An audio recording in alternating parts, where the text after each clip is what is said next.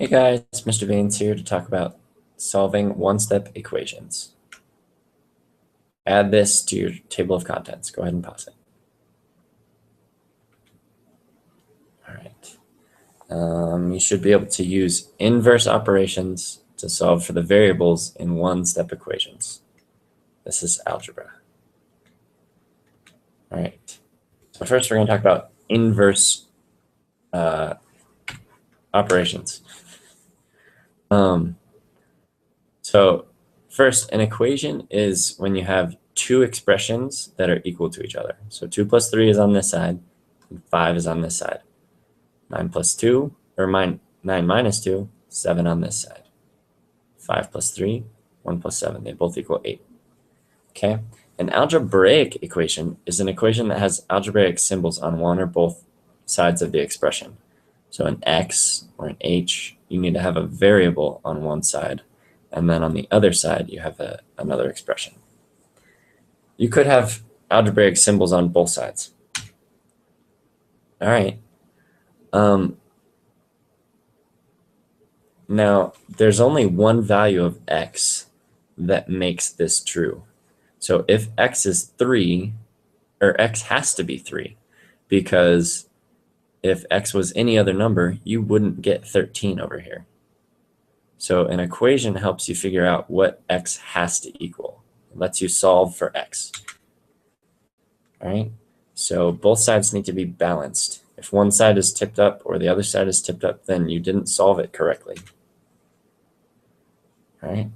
So 9 plus 11 equals 6 plus 14. This side is balanced. They both equal 20. 15 plus c equals 25. X has to be 10. If x was 11, then this side would be heavier and it wouldn't be balanced. 15 plus 10 equals 25. Okay, this has to be 15. It can't be any other number, otherwise you would not get this. And this has to be 25 because this adds up to 25.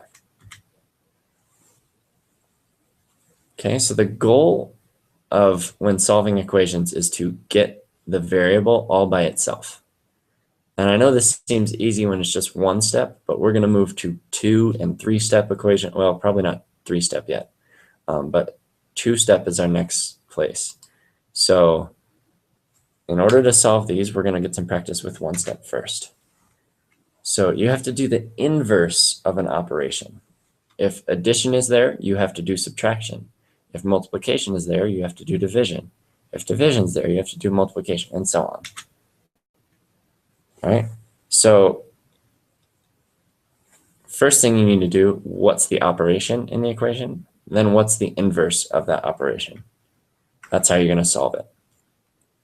And this is something you should remember probably for the rest of your life.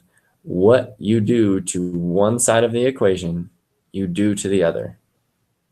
Okay? If you add 3 on one side of the equal sign, you must add 3 to the other side as well, because it has to stay balanced. So if you add 3 over here, but don't add 3 over here, you just unbalance the equation. All right, so if you have x plus 7 equals 32, well, the operation is addition. To do the inverse, you should do subtraction. So the inverse of addition is subtraction. So I will subtract 7.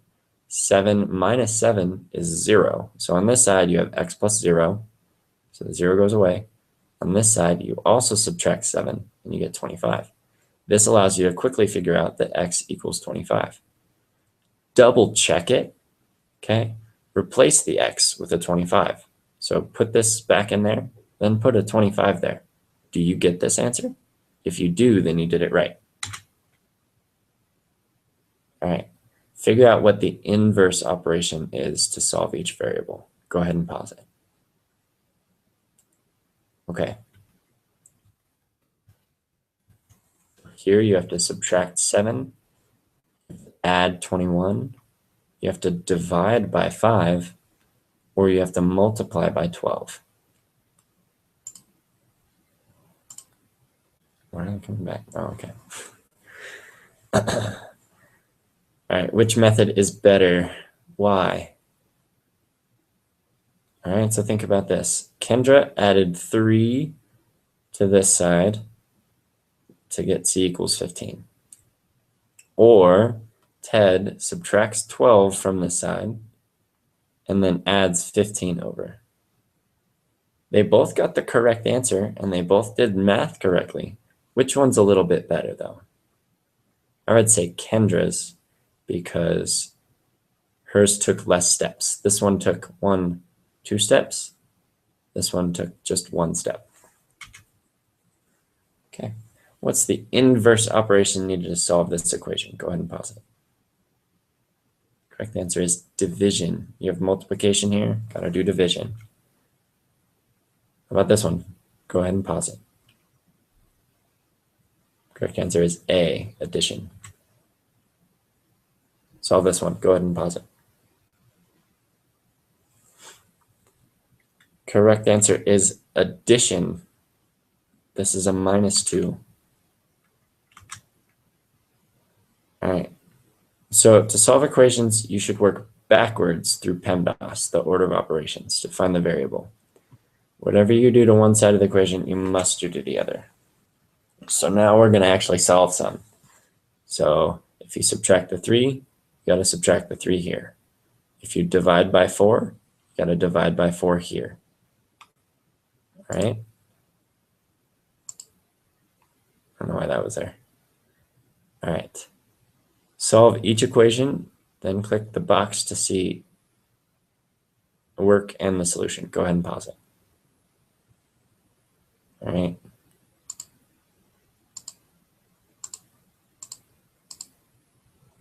Some of those lines got a little bit off. Okay. So you add the 5, x is 7.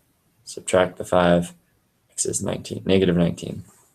Subtract the 9, add the 4, add the 1, or subtract the 1, subtract the 17. Okay. All right, try these in your notebook. Go ahead and pause it. These are a little trickier.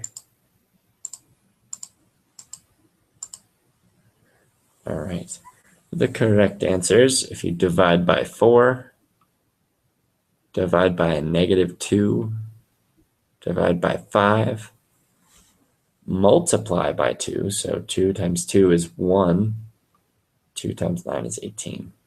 -6 times -6 is 1, 36 times -6 is -216. All right, try this one on your own. Go ahead and pause it.